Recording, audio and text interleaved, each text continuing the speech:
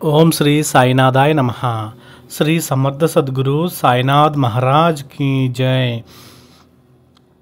సాయిబాబా సమకాలీనటువంటి భక్తులైనటువంటి నారాయణ గోవింద్ షిండే ఆయన యొక్క కథ గురించి వాళ్ళు మనం చూద్దాం. సాయి భక్తులైనటువంటి చోటు భయ్య నారాయణ గోవింద్ షిండేలు చిన్ననాటి స్నేహితులు. వారి ఇరువురు 1903 సంవత్సరంలో గణగాపురం వెళ్ళి సంగమంలో స్నానం ఆచరించారు. తరువాత చోటు భయ్య తన స్నేహితుడైన షిండేతో దత్తపాదుకలకు నమస్కరించుకుని సంవత్సరంలోగా కొడుకు పుడితే బిడ్డను తీసుకువచ్చి స్వామి పాదుకలకు వద్ద ఉంచుతానని మొక్కుకో అని సలహా ఇచ్చాడు. అతను అలా చెప్పడానికి కారణం ఏంటి అంటే అప్పటికి షిండేకి 7 కుమార్తెలు ఉన్నారు. అయినా పుత్ర సంతానం లేరు. స్నేహితుడు సలహాను అనుసరించి అలాగే మొక్కున్నాడు. షిండే భగవంతుని ఆశీస్సులతో సంవత్సరంలోపు అతనికి 12 కొడుకు పుట్టాడు. కానీ తన మొక్కును తీర్చుకోలేదు. మొక్కును త్వరగా తీర్చుకోమని చోటు భయ్య పదే పదే షిండేకి గుర్తు చేసినప్పటికీ అతను ఏవో సాకులు చెప్పి కాలయాపన చేస్తూ ఉండేవాడు. ఒకరోజు చోటు భయ్య అతని చెయ్యి మెలిపెట్టి, అరే షిండే, భగవంతుడు ఏదో ఒక విధంగా తన మొక్కులు రాబట్టుకుంటాడు. ఆ పరిస్థితి రాకముందే నీ బిడ్డను తీసుకుని గణగాపూర్ వెళ్ళడం మంచిది అని చెప్పాడు. అయినా షిండే వినలేదు. 1911లో ఒకరోజు చోటు భయ్య తన కుటుంబంతో కలిసి షిరిడి వెళ్ళడాన్ని నిర్ణయించుకుని షిండేని కూడా తనతో షిరిడి రమ్మని అడిగారు. కానీ షిండే అందుకు నిరాకరించారు. ఆ రోజంతా షిండే విపరీతంగా అశాంతికి లోనయ్యారు. దీంతో తన స్నేహితుడితో కలిసి షిరిడి వెళ్ళడాన్ని నిర్ణయించుకుని సరిగ్గా వాళ్ళు షిరిడి బయలుదేరే సమయానికి వాళ్ళు కలుసుకున్నారు. అందరూ కలిసి ప్రయాణమై మరుసటి రోజు సాయంత్రానికి షిరిడి చేరుకుని బాబా దర్శనం చేసుకున్నారు. మరుసటి రోజు వాళ్ళు మధ్యాహ్నం హారతికి హాజరయ్యారు. అప్పుడు బాబా షిండే వైపు తీక్షణంగా చూస్తూ, అరే, నిన్ను నువ్వు చాలా తెలివైన వాడివి అనుకుంటున్నావు. నా పొత్తి కొడుకును చీల్చి నీకు కొడుకును ప్రసాదించాను. నువ్వు ఇలాగే ప్రవర్తిస్తే ఎలాగైతే నీకు కొడుకునిచ్చానో అలాగే వాడిని వెనక్కి తీసుకుంటా. అటువంటి సామర్థ్యం నాకుంది అని చెప్పేసి అన్నారు. బాబా మాటలు వింటూనే షిండే పశ్చాత్తాపడి మనసులోనే తనను క్షమించని బాబా వేడుకున్నాడు. అప్పుడు బాబా చోటు భయ్య వైపు తిరిగి, నీ విషయంలో అంతా బాగుంది కదా అని అడిగారు. ఆ విధంగా అడగడం ద్వారా షిండేని తమ చెంతకు తీసుకురావడంలో చోటు భయ్య నిమిత్త మాత్రుడని తెలియజేశారు బాబా. పై సంఘటనలో షిండే బాబాకు అంకిత భక్తుడై తరచూ షిరిడీ దర్శిస్తూ ఉండేవాడు. ఆ సంఘటన జరిగిన కొద్ది రోజులకి షిండే తన కుటుంబంతో కలిసి గణగాపూర్ వెళ్ళి దత్తపాదుకుల వద్ద తన కుమారుణ్ణి ఉంచాడు. ఆ తరువాత అక్కడ నుండి ఇంటికి తిరిగి వెళ్లకుండా నేరుగా షిరిడీ వెళ్ళి తన కొడుకును బాబా పాదాల చెంత ఉంచాడు. చంచల స్వభావం గల భక్తులపై బాబాకు ఉండే అపారమైనటువంటి ప్రేమను, అలాగే బాబా దయ ఏ విధంగా ఉంటుందన్నది ఈ కథ ద్వారా మనకు తెలియమైంది. ఓం శ్రీ సాయినాథాయ నమః. శ్రీ సమర్థ సద్గురు సాయినాథ్ మహారాజ్ కీ జై. అలాగే మనం వేరొక కథను చూద్దాం. శ్రీ సాయి భక్తుల్లో ఒకరైనటువంటి నారాయణ కృష్ణ పెండ్సే. ఈయన సాయిబాబా యొక్క చమత్కార లీలలు ఏ విధంగా ఉన్నాయి అన్నది ఈ కథ ద్వారా మనం తెలుసుకోవచ్చు. ఈ పెండ్సే భార్య పరమసాధ్వి, భావికురాలు, ఉదార హృదయం కలది. ఆమె బాబా యొక్క సందర్శనాన్ని చేసుకోవాలని కోరిక కలిగింది. ఆమె తన కోరికను తన భక్తకు నమస్కరించి ఇలా వెల్లవించింది. షిరిడీలో సాయిబాబాని మహాత్ములు ఉన్నారని, వారి దర్శన భాగ్యం శుభమని అందరూ అంటుంటే వింటున్నాం కదా, మనము కూడా ఆ గ్రామానికి వెళ్ళి ఆ సత్పురుషుని చరణాల్లో లీనమైపోదాం అని మనవి చేసింది. అయితే ఫ్రెండ్సే ఆమెతో, చూడు, షిరిడీలో గొప్ప మహత్యం గల సత్పురుషులు ఎవరూ లేరు. అతడు ఒక మహమ్మదీయుడు. వెర్రి వెంగళప్పవలే ఉంటూ దొంగ నాటకాలు, దొంగ వేషాలు వేసి ప్రజలను దోపిడీ చేయాలని అక్కడ తిష్ట వేసుకుని కూర్చున్నారు. అజ్ఞానులు అతన్ని దేవుని వలె ఆరాధిస్తూ ఉన్నారు. అంతేకాని అక్కడ ఎవరూ ఏమీ లేరు. నువ్వు మొండిపొట్టు పట్టకు. నా మాట విను. ఎక్కడైనా ఉప్పులో మాధుర్యం ఉండగలదా? రేకు ముక్క బంగారం కాగలదా? నువ్వే చెప్పు. అతని పిచ్చిలో పడకు. అతడు షిరిడీలో ఇంటంటా రొట్టెల ముక్కలను అడుక్కుని తన పొట్ట నింపుకునే బెక్కారి అని చెప్పాడు. అయినా ఆ సాధ్వి మనసు కుదుటపడలేదు. ఆమె సాయిబాబా పాదాల్లో మస్తానుకరించడానికి ఎప్పుడెప్పుడా అని ఎంతో తపన పడుతూ పోసాగింది. ఆమె భాగ్యం పండింది. బాబాకు దయ కలిగింది. ఫెన్సే ప్రభుత్వ పని మీద షిరిడీ వెళ్ళవలసి వచ్చింది. అందువల్ల శాంతమూర్తి అయినటువంటి గుణవతి అయినటువంటి తన భార్యను వెంటబెట్టుకుని షిరిడీ గ్రామానికి చేరుకున్నాడు. అక్కడ ప్రభుత్వ కార్యకలాపాలలో పనిలో మునిగిపోయాడు. కానీ ఆ సాధ్వి తన కార్యాన్ని సాధించుకుంది. సాయినాథుని దర్శనం చేసుకుని వారి పాదాలపై మస్తకాన్ని అర్పించింది. ఆమె మనసులోని తపన పోయి ఆమెకు శాంతి చేకూరింది. ఆ విచిత్రానుభూతిని భర్తకు తెలియజేస్తూ, నేను సాయి దర్శన భాగ్యాన్ని పొంది వచ్చాను. నిజంగా వారు గొప్ప పుణ్యరాశి. ఆ మహాత్మును నిందించకండి, వెళ్ళి వారిని దర్శించుకోండి అని ప్రార్థించింది. భార్య బలవంతం మీద అప్పా కులకర్ణితో పాటు పెన్సే సాయి దర్శనానికి వెళ్ళారు. అతన్ని చూసిన సాయి ఇక్కడికి ఎవరూ రాకండి, వచ్చారంటే రాయి పుచ్చుకుని కొడతా. నేనొక బూటకపు మనిషిని, వెర్రివాణ్ణి, హీనమైన ముసల్మాన్ను, జాతివాణ్ణి. నా దర్శనానికి రావద్దు, మీ ఉచ్చమైనటువంటి బ్రాహ్మణ వర్ణం మైలుపడిపోతుంది అంటూ గర్జించారు. ఫెన్సే మనసు కరిగిపోయింది. ఆ మహారాజు నిజంగా త్రికాలజ్ఞుడు, జ్ఞానరాశి.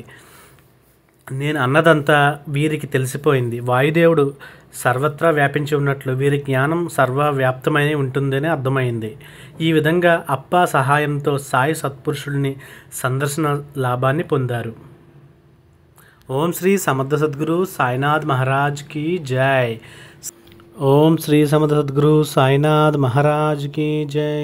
అలాగే సాయిబాబా సమకాలీనటువంటి భక్తుల్లో నారాయణ్ మోతీరామ్ జానీ, ఈయన యొక్క కథను మనం విందాం. నారాయణ మోతీరామ్ జానీ శ్రీ సాయిబాబా గొప్ప భక్తుడు. అతడు నాసిక్ నివాసి, అడిత్య బ్రాహ్మణ కులస్తుడు. బాబా సశరీరులుగా ఉన్నప్పుడు 2 సార్లు వారి దర్శన భాగ్యాన్ని పొందినటువంటి అదృష్టశాలి. అయితే బాబా మహాసమాధి చెందిన తర్వాత 3 సంవత్సరాలకు కానీ 3వసారి షిరిడీ వెళ్ళి బాబా సమాధిని దర్శించే అవకాశం అతనికి లభించలేదు. శ్రీ సాయిబాబా అనుగ్రహాన్ని, సాంగత్యాన్ని పొందడంతో పాటు శ్రీ గాడ్గే బాబా, శ్రీ వలీ బాబా మొదలైనటువంటి సత్పురుషుల సాంగత్యాన్ని కూడా పొందినటువంటి అదృష్టవంతుడు నారాయణ్ జానీ. ఈ సత్పురుషులు ఆయన ఇంట్లో బస కూడా చేశారు. అయినప్పటికీ అతను సాయిబాబాకు దృఢమైనటువంటి భక్తుడు. నారాయణ మోతీరామ్ జానీ మొదటిసారి బాబా దర్శనానికి వెళ్ళిన సమయంలో అతను రామచంద్ర వామన్ మెదక్ వద్ద ఉద్యోగం చేస్తూ ఉండేవాడు. మొదటి సమావేశంలోనే బాబా అతనితో ఒకరి ఆదేశాలకు కట్టుబడి ఉండకు, సొంత వ్యాపారాన్ని ప్రారంభించు అని అన్నారు. తదనుగుణంగా భవిష్యత్ పరిణామాలు చోటు చేసుకున్నాయి. బాబా మహాసమాధి చెందడానికి కొన్ని రోజుల ముందు నారాయణ్ జానీ తన తల్లిని తీసుకుని మరోసారి బాబా దర్శనానికి వచ్చారు. అప్పుడు బాబా అతని తల్లితో, ఇక మనం ఉద్యోగం చేయవలసిన అవసరం లేదు, మనం వ్యాపారం చేద్దాం అని అన్నారు. తరువాత కొద్ది కాలంలోనే అతడు ఉద్యోగాన్ని వదిలిపెట్టి ఆనందాశ్రమం పేరుతో ఒక వసతి గృహాన్ని ప్రారంభించారు. బాబా అనుగ్రహం, అతని కృషి ఫలితంగా ఆనందాశ్రమంతో ఎంతో ప్రసిద్ధిగాంచింది. ఈ వరుస సంఘటనల కారణంగా బాబాపై అతని విశ్వాసం దృఢపడి బాబాకు అచంచలమైనటువంటి భక్తుడయ్యారు. ఒకసారి జానీ స్నేహితులకి తేలుకుట్టి నొప్పితో విలవెల్లాడుతూ బాధపడుతున్నాడు. ఆ సమయంలో బాబా ఊది తన వద్ద లేనందున జానీ బాబా పటం ముందు ఉన్నటువంటి అగరబత్తి నుండి రాలినటువంటి భస్మాన్ని తీసుకుని తేలు కుట్టిన ప్రదేశాన్ని పూశాడు. వెంటనే నొప్పి అదృశ్యమైంది. బాబా సమాధి చెందినటువంటి తర్వాత సుమారు 1 సంవత్సరానికి నారాయణ్ జానీ తీవ్ర అనారోగ్యానికి గురయ్యారు. కొన్ని రోజుల పాటు అతను ఆ అనారోగ్యంతో బాధపడిన తర్వాత ఒకరోజు బాబా అతనికి స్వప్న దర్శనం ఇచ్చారు. ఆ స్వప్నంలో ఒక గుహ నుండి బయటకు వచ్చిన ఆయన అతని వద్దకు బాబా వచ్చి, ఆందోళన చెందకు, రేపటి నుండి నువ్వు కోలుకుంటావు, 8 రోజుల్లో నీకు పూర్తిగా నయమవుతుందని అన్నారు. సరిగ్గా అలాగే జరిగింది. ఆ రోజు నుండి అతని ఆరోగ్యం కుదుటపడసాగింది. 8 రోజుల్లో పూర్తిగా కోలుకున్నాడు. ఆ తరువాత 2 సంవత్సరాలకు అతడి షిరిడీ దర్శన భాగ్యం లభించింది. బాబా సమాధిని సమీపిస్తూనే అతనికి స్వప్నానుభవాన్ని గుర్తొచ్చి సమాధి అనంతరం కూడా బాబా తనపై చూపినటువంటి ప్రేమను తలుచుకుని ఉద్విగ్ధతకు లోనయ్యాడు. తరువాత వాడాకి వెళ్ళి తన అనుభవాన్ని దీక్షతో పంచుకుని కన్నీళ్ల పర్యంతమయ్యారు. నాసిక్ సందర్శించే ప్రజలకు ఆనందాశ్రమం ద్వారా భోజన, వసతి సదుపాయాలు కల్పిస్తూ త్వరలోనే నారాయణ్ మోతీరామ్ జానీ మంచి స్థితికి చేరుకున్నాడు. అతని ఎంట పెద్ద సంఖ్యలో సేవకులు, గుర్రపు బండి కూడా సమకూరాయి. అయితే అతను అకాల మరణం చెందారు. అప్పటికింకా అతని పిల్లలు చిన్నవాళ్ళైనందున వాళ్ళు ఆనందాశ్రమం నిర్వహించలేకపోయారు. దీంతో ఆ కుటుంబ కష్టకాలాన్ని ఎదుర్కోవాల్సి వచ్చింది. వేలాది మంది ఆహారాన్ని, ఆశ్రయాన్ని అందించినటువంటి అదే నాసిక్ పట్టణంలో ఆ కుటుంబం చాలా రోజులు తినడానికి లేక రోజులు గడపాల్సి వచ్చింది. సంపదతో పాటు స్నేహితులు, బంధువులు కూడా దూరమయ్యారు. చివరికి శ్రీమతి నారాయణ్ జానీ నాసిక్ విడిచిపెట్టి ఖండ్యా సమీపంలోని సత్పురుషురాలైనటువంటి దుని దాదా ఆశ్రయానికి వెళ్దామని నిర్ణయించుకుంది. మిగిలిన కొద్దిపాటి వస్తువులను సమీకరించుకుని ఆమె నాసిక్ వదిలి వెళ్ళింది. అయితే మార్గం ముందు ఆమె తీసుకెళ్తున్న వాటిలో చాలా వస్తువులు దొంగిలించబడ్డాయి. మొత్తానికి ఆ పేదరాలు ఖాండ్వా చేరుకుని దుని దాదా దర్శనం చేసుకుని తన కథను విన్నవించుకున్నది. అదిలా ఉండగా ఆయన వసతి భోజనం వంటి అవసరాలు ఆమెకి ఏర్పాటు చేశాడు. ఆమె ఆ ధర్మశాలలో తన మనుగడ సాగిస్తూ ఉండేది. కొద్ది కాలానికి ఆమె తల్లి దగ్గర బంధువు అయినటువంటి ఒక వర్షక సోదరుడు అయినటువంటి ఆయన చలీస్గావ్ నుండి ఒక మిల్లులో పనిచేస్తున్న అతను యాదృచ్ఛికంగా దునిదాదా దర్శనానికి వచ్చాడు. తన సోదరుని చూసి ఆమె అతనికి ఎదురుపడకుండా ఉండడానికి ప్రయత్నించింది. ఆమె సోదరుడు దునిదాదా దర్శనం చేసుకుని వారి ముందు దక్షిణ ఉంచడానికి ముందుకు వంగుతుండగా ఆయన అరుస్తూ, నాకు దక్షిణ ఇవ్వకు, ఆ మూలన ఓ మహిళ తన పిల్లలతో కూర్చుని ఉంది. నాసిక్కి టిక్కెట్లు కొని ఆమెకివ్వు, వాళ్ళని తిరిగి నాసిక్కు పంపు, ఎందుకంటే వాళ్ళు శ్రీ సాయిబాబా ఆశీస్సులు పొందినటువంటి అదృష్టవంతులు అని అన్నారు. ఆ విధంగా కష్ట సమయంలో కూడా ఆ కుటుంబంపై సాయిబాబా యొక్క ఆశీస్సులు జల్లు కురుస్తుందని స్పష్టమైంది. అంతటితో శ్రీమతి నారాయణ్ జానీ శాంతిని పొందింది. ఆర్థిక పరిస్థితిలో మార్పులు లేనప్పటికీ ఆమె మానసిక పరిస్థితి మెరుగుపడింది. ఆమె తన జీవితంలో ఎలా ఎదురయ్యేటువంటి ఎన్ని కష్టాలను ఎదుర్కొని ధైర్యాన్ని సొంతం చేసుకుంది. తన సద్గురువు తనతోనే ఉన్నారని ఆమెకు పూర్తి నమ్మకం కుదిరింది. రోజులు గడిచాయి. ఒకరోజు ఆమె తన కుటుంబాన్ని నాసిక్ నుండి పూణేకు తరలించింది. ఆమె పూణేలోని బాబు గేను చౌక్లో నివాసం ఏర్పరచుకుని వంట మనిషిగా, నర్సుగా కొన్ని పనుల్లో చేరి డబ్బు సంపాదించడం ప్రారంభించింది. ఓం శ్రీ సాయినాథాయ నమః. శ్రీ సమర్థ సద్గురు సాయినాథ్ మహారాజ్కి జై. అలాగే సాయిబాబా సమకాలీన భక్తుల్లో ఒకరైనటువంటి శ్రీ నారాయణ్ నీలకంఠ కరాధికార్ అనే యొక్క భక్తుని గురించి తెలుసుకుందాం. నారాయణ్ నీలకంఠ కరాధికార్ ఆలియాస్ బాపు సాహెబ్ 1893లో పూణేలో జన్మించారు. అతనికి 14 సంవత్సరాల వయసు వచ్చే వరకు వాళ్ళ ఇంట్లో గొప్ప ఆధ్యాత్మిక వాతావరణం కొలువై ఉండేది. అతని గురువు పేరు గోపాలు గురు. కరాధికర్ తల్లి అన్నయ్య వాసుదేవులతో కలిసి స్వామి సమర్థ అనే ఆ యొక్క ప్రముఖ వ్యక్తిని పూజించే విధంగా అతడిని గోపాల్ గురు ప్రభావితం చేశారు. వాళ్ళంతా ప్రతిరోజు సాయంత్రం క్రమం తప్పకుండా గోపాల్ గురు ఆశ్రమంలోనికి స్వామి సమర్థ హారతికి హాజరయ్యేవారు. 1907లో గురు గోపాల్ సమాధి చెందారు.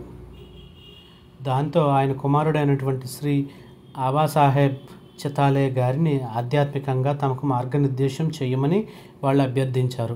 ఆయన వాళ్లకు ఆధ్యాత్మికంగా మార్గనిర్దేశం చేయడమే కాకుండా ఆ కాలంలో ఉన్నటువంటి ఎంతోమంది సత్పురుషులను కలిసేలా చేశారు. వాళ్ళు కలిసినటువంటి కొంతమంది సాధువులు కేస్కర్ మహారాజ్, గోండేవాల్కర్ మహారాజ్, నారాయణ్ మహారాజ్, బాబూరావు బేడే, గుళవళి మహారాజ్ మరియు షిరిడి సాయిబాబా. నారాయణ్ నీలకంఠ కరాధికార్ సాయిబాబా ద్వారా తన పొందినటువంటి అనుభవాన్ని చాలా దృఢంగా ఇలా చెప్తున్నారు. 1914-16 మధ్యకాలంలో నేను చాలాసార్లు షిరిడి సందర్శించాను. బాబా పాదాలకు సర్వస్వ శరణాగతి చెందిన తర్వాత నేను ఆధ్యాత్మికంగా అత్యున్నత స్థితికి చేరుకున్నాను. కేవలం ఆయన పాదాలు తాకినందునే నేను ఆధ్యాత్మికంగా ఉన్నత స్థితికి ఎదిగాను. అది 10,000 సంవత్సరాల తపస్సు చేసినా సాధ్యం కానిది. ఆ అత్యున్నత స్థితి సూర్యచంద్రుల కంటే అతీతం. ఎందుకంటే ఆ దైవత్వం ఆయన భౌతిక శరీరం నుండే అణువణువున ప్రకాశించేది. నేను శాస్త్రీయ సంగీతంలో శిక్షణ పొందాను. సంగీతం గురించి నాకు మంచి జ్ఞానం ఉంది. బాబా దర్బార్ అయినటువంటి ద్వారకామాయిలో నాకు పాడాలని కోరిక ఉన్నందున ఒకసారి బాబాను అనుమతి అడిగాను. బాబా, ఇప్పుడు కాదు, నీవు కొన్ని రోజులు ఉందామని వచ్చావు, వారం అంతకంటే ఎక్కువ రోజులు ఉన్నప్పుడు పాడుదువు అని అప్పుడు నా తల ఆయన పాదాల మీద ఉంచాను అని అనగా, ఆ పాదాలు ఆ యొక్క పవిత్ర నన్ను పూర్తిగా చుట్టుముట్టింది. నేను ఆయన పాదాలపై ఉన్న స్వేదాన్ని పవిత్రమైన తీర్థంగా భావించి నెమ్మదిగా నా నాలుకతో ఆ పాదాలు నాకాను. వెంటనే బాబా, అరే, ఎందుకురా నా పాదాలు వింతగా నమస్కరించేస్తున్నావు అని అన్నారు. ఓం శ్రీ సాయినాథాయ నమః. శ్రీ సమర్థ సద్గురు సాయినాథ్ మహారాజ్ కీ జై. శ్రీ సమర్థ సద్గురు సాయినాథ్ మహారాజ్ కీ జై. అలాగే మండేకర్ అనే ఒక సాయి భక్తుని యొక్క ఆయనకు జరిగినటువంటి అనుభవాన్ని, అలాగే సాయిబాబా చేసినటువంటి లీలల గురించి మనం తెలుసుకుందాం. దత్తాత్రేయుని గొప్ప భక్తునిగా పూణే నివాసి మండేకర్ అందరికీ సుపరిచితుడు. అతనికి ఒక చిన్న వ్యాపార సంస్థ ఉండేది. ఆ కారణంగా అతను తరచూ కోపర్గా వెళ్తూ ఉండేవారు. అలా వెళ్ళినప్పుడల్లా ఆయన తన షిరిడీ వెళ్ళి బాబాను దర్శించుకునేవారు. 1914 సంవత్సరంలో అతను వ్యాపార నిమిత్తం వెళ్తున్నప్పుడు 15 సంవత్సరాల వయసు ఉన్నటువంటి తన కొడుకును తనతో పాటు తీసుకుని వెళ్ళాడు. అతను వ్యాపార లావాదేవీల్లో భాగంగా షిరిడీలో ఒకరికి 1500 రూపాయలు ఇవ్వాల్సి ఉన్నందున ఆ మొత్తాన్ని కూడా తనతో పాటు తీసుకుని వెళ్ళాడు. తండ్రి కొడుకులు ఇద్దరూ షిరిడీ చేరుకుని ద్వారకామాయికి వెళ్ళారు. బాబా దక్షిణగా పెద్ద మొత్తాన్ని అడుగుతారని మండేకర్కి తెలుసు. అందువల్ల అతను ద్వారకామాయిలో అడుగు పెట్టే ముందు తన దగ్గర ఉన్నటువంటి డబ్బును తన కొడుక్కి ఇచ్చి భద్రపరచాలని నిర్ణయించుకున్నాడు. అనుకున్నట్లే అతను డబ్బును తన కొడుక్కి ఇచ్చి తాను సాయిబాబా దర్శనం చేసుకుని వచ్చే వరకు ద్వారకామాయి బయటనే వేచి ఉండు అలాగని చెప్పేసి కొడుకుతో చెప్పాడు. ఆ తర్వాత అతను లోపలికి వెళ్ళి బాబా పాదాలకు సాష్టాంగ నమస్కారాలు అర్పించి వారి ఆశీర్వాదం ఊది తీసుకుని బయటకు వచ్చాడు. అప్పుడు అతడు కొడుకు దగ్గర ఉన్నటువంటి డబ్బులు తీసుకుని తనను వెళ్ళి బాబా దర్శనం చేసుకోమని చెప్పారు. మండేకర్ కొడుకు లోపలికి వెళ్ళి బాబా పాదాలకు సాష్టాంగ నమస్కారం చేశాడు. బాబా ఊది అతనికిస్తూ, నాకు 1500 రూపాయలు ఏకమొత్తంలో ఇవ్వు అని బిగ్గరగా అడిచారు. పిల్లవాడు చాలా భయపడిపోయి కంగారులో తన దగ్గర ఉన్నటువంటి డబ్బులు లేవని సంగతే మర్చిపోయి డబ్బుల కోసం తన జేబులు తడుముకుంటూ నా దగ్గర డబ్బులు లేవని చెప్పాడు. కానీ బాబా శాంతించలేదు. అలాగే కొంతసేపు అరిచారు. పిల్లవాడు భయంతో ఓదార్ప సఖ్యం కానంత ఏడవసాగాడు. దయాళువైనటువంటి బాబా శాంతించి పిల్లవాడిని తమ పక్కనే కూర్చోబెట్టుకుని తన చేత దత్తమంత్రాన్ని రమారమి అరగంట సేపు పఠింపజేశారు. ఆ విధంగా తాను ఎంచుకున్నటువంటి మంత్రాన్ని బాబా సమక్షంలో పఠించే మహద్భాగ్యం ఆ పిల్లవానికి లభించింది. తరువాత పిల్లవాడిని వెళ్ళడానికి అనుమతి ఇచ్చారు బాబా. అప్పుడు పిల్లవాడు బయటకు వచ్చి తన తండ్రిని ఇలా హెచ్చరించాడు, మీరు ఏం చేసినా దాన్ని బాబా దగ్గరగా దాచడానికి ఎప్పుడూ ప్రయత్నించవద్దు. ఆయన సాక్షాత్ భగవంతుడు, సర్వశక్తిమంతుడు, ఆయనకి అన్నీ తెలుసు. ఇక మీదట ఇలాంటి పని చేయమని నాకు వాగ్దానం చేయండి అని బాబా దైవత్వాన్ని గ్రహించి మండేకర్ తన కొడుకుని వాగ్దానం చేశాడు. ఆ తర్వాత తండ్రి కొడుకులు ఇద్దరూ తిరిగి బాబా వద్దకు వెళ్ళి క్షమించమని వేడుకున్నారు. ఓం శ్రీ సాయినాథాయ నమః. శ్రీ సమర్థ సద్గురు సాయినాథ్ మహారాజ్ కీ జై. ఓం శ్రీ సమర్థ సద్గురు సాయినాథ్ మహారాజ్ కీ జై. అలాగే శ్రీ సాయిబాబా యొక్క లీలల గురించి మనం తెలుసుకోవాలంటే మరి యొక్క సాయి భక్తుల యొక్క లీల, ఆయన పేరే శ్రీ మాధవరావు అడ్కర్. ఆయన జీవితంలో జరిగినటువంటి గొప్ప మార్పుని మనం తెలుసుకుందాం. ప్రముఖ సాయి భక్తులైనటువంటి శ్రీ మాధవరావు అడ్కర్ తన జీవితంలో ఎక్కువ భాగం శ్రీ సాయి సన్నిధులనే గడిపిన భాగ్యశాలి. ప్రతిరోజు మధ్యాహ్న హారతి సమయంలో జరిగినటువంటి పాట ఏదైతే ఉందో ఆ పాట ఈయన రచించినదే. శ్రీ మాధవరావు అడ్కర్ భక్తి ప్రపత్తులు కలిగినటువంటి ఒక ధనిక బ్రాహ్మణుని కుటుంబంలో 1877లో సెప్టెంబర్ 5న జన్మించాడు. ఇతని తండ్రి శ్రీ వామనరావు విఠల భక్తుడు. సంవత్సరాలలో 4 సార్లు పండరీపురం యాత్ర చేసేవాడు. తల్లి శ్రీమతి గోదావరి. వీళ్ళది అహ్మద్ నగర్ దగ్గరలో ఉన్నటువంటి ధనోరా గ్రామం. వాళ్ళకి అక్కడ సొంతిల్లు ఉంది, వ్యవసాయ భూములు ఉన్నాయి. ఇతని పుట్టుక వెనుక ఒక ఆసక్తికరమైన విషయం ఉంది. ఒకనాడు మాధవ్ తాతగారైనటువంటి త్రయంబకరావు సాలివిఠల్ మందిరంలో నిద్రిస్తూ ఉండగా అర్ధరాత్రి 2 గంటల సమయంలో అతనికి ఒక కల వచ్చింది. కలలో లే భగవంతుని ఆశీస్సులతో నీకు మనవడు పుట్టాడు అని నా మాటలు వినిపించాయి. వెంటనే అతను లేచి ఇంటికి వెళ్ళి చూస్తే నిజంగానే తన కూతురు మగబిడ్డకు జన్మనిచ్చింది. మందిరంలో వచ్చినటువంటి ఆ కళ సత్యమైనందున ఆ బిడ్డకి మాధవ్ అని నామకరణం చేశారు. మరో ఆసక్తికరమైన విషయం, ఒకసారి తల్లి మాధవ్ని ఆడిస్తూ గాలిలోకి ఎగరవేసింది. తిరిగి ఆమె బిడ్డను పట్టుకోవడంలో విఫలమవడంతో మాధవరావు ఇసుక మీద పడ్డాడు. ఆమె కంగారుగా బిడ్డను తన చేతిలోకి తీసుకుంటే ఆశ్చర్యకరంగా బిడ్డ ఏడవకుండా ఆమెను చూస్తూ నవ్వుతున్నాడు. దాంతో ఆమెకు ఈ బిడ్డలో ఏదో దైవ ప్రత్యేకత ఉందని అనుకున్నది. మాధవరావు తరువాత ఆ దంపతులకు మరో బిడ్డలు జన్మించారు. మాధవరావు తమ్ముడు పేరు గణేష్, చెల్లెలి పేరు దుర్గా. మాధవ్కు 9 ఏళ్ల వయసు వచ్చినప్పుడు తల్లి మరణించింది. అప్పటి నుండి మాధవ్ తాతగారింట్లో అహ్మద్నగర్లో ఉండి మెట్రికులేషన్ పాస్ అయ్యాడు. ఆ సమయంలోనే దాసగణుతో మాధవరావుకు పరిచయం ఏర్పడింది. అహ్మద్నగర్కు సమీపంలో ఉన్నటువంటి జామఖేడలో దాసగణు పోలీస్ కానిస్టేబుల్గా పనిచేస్తూ ఉండేవారు. మాధవ్ 8వ తరగతి చదువుతున్నప్పుడు ఇరువురు మనోభావాలు, ఆసక్తులు ఒకేలా ఉండటంతో ఇద్దరూ తొందరగానే మంచి స్నేహితులు అయ్యారు. దాసగణు చాలా చిన్న వయసులో ఉండే లావణీలు, అంటే మహారాష్ట్ర జానపద గీతాలు అని చెప్పేసి అంటారు, అట్లా లావలీని అంటారు, పౌడాస్, అలాగే చరిత్రలో సాహసోపేతమైనటువంటి వ్యక్తుల వీరోచిత పనుల గురించి వివరించే పాటలు ఇవన్నీ రాస్తూ ఉండేవారు అన్నమాట. మాధవ్ చిన్నప్పటి నుంచి భజనల పట్ల, సాంప్రదాయ సంగీతం పట్ల ఆసక్తి కనబరిచేవారు. చక్కటి గాత్రం కలిగి ఉండడంతో దేవాలయంలోనూ వేడుకల్లోనూ పాటలు పాడుతూనే ఉండేవారు. ఆ ఆసక్తికరమైనటువంటి వివిధ మత సంబంధించమైనటువంటి చారిత్రక విషయాలపై, పౌరాణిక అంశాలపై లోతైన అధ్యయనం చేసేందుకు ఈ ఆసక్తి చాలా దోహదపడింది. తాను చదివినటువంటి ఆయా విషయాలు తన కీర్తనలో, భజనల్లో, ప్రవచనాల్లో ప్రకటమవుతూ ఉండేవి. ప్రజలు వాటిని ఎంతగానో ఇష్టపడేవారు. అతడు చూడడానికి చాలా చక్కగా ఉండి మంచి నటనా ప్రతిభ కలిగి ఉండేవాడు. ఈ లక్షణాలతో దాసగణు వ్రాసే జానపద రచనలను సాధారణ ప్రజల్లోకి ప్రాచుర్యంలోకి పొందడానికి ఒక చక్కటి మాధ్యమం అయ్యాడు ఆయన. ఒకసారి ఆ గ్రామ ప్రజలు అభ్యర్థన మేరకు మృచ్చుకటిక నాటకం ప్రదర్శించడానికి దాసగణు నిర్ణయించుకుని ఆ నాటకంలో చారుదత్త పాత్రను మాధవ్కి ఇచ్చారు.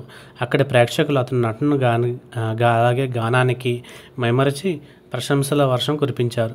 మాధవ్ జ్యోతిష శాస్త్రంలో కూడా ప్రావీణ్యుడు.